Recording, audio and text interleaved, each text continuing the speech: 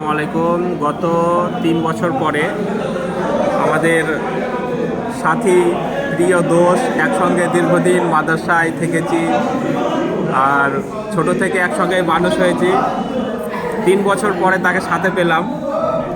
তো আর একটা দোষ আছে আমাদের, এই এই দুজন এখনো হালাল হয়নি। তো এই ছেলেটা যাতে তাড়াতাড়ি হালাল হয় সেজন্য আমাদেরকে পার্টি দিচ্ছে, পাপ্পু ধাবাতে পার্টি দিচ্ছে।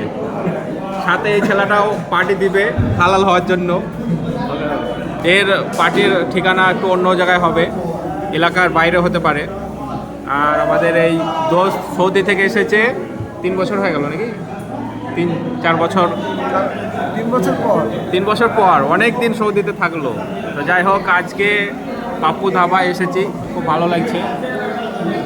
আসলে আমাদের জায়গা না, এটা ভিআইপি জায়গা, কিন্তু এই দোস্ত সৌদিতে ভালো ছিল বলে আমাদেরকে ভালো জায়গায় খাওয়াচ্ছে। এই দোস্ত এখন কোথায় খাওয়ায় দেখা যাক। তারপরে আমি তো হালাল হয়ে গেছি, আমার আর কি করবো। তুমি কিছু বলতে চাও? না, আমি কিছু বলতে চাই না, যা আমরা দেখবো। তুমি একটু আরবি বলতে পারো? কেউ কিছু বলবে না, আমি তো এসে বকি। ঠিক আছে।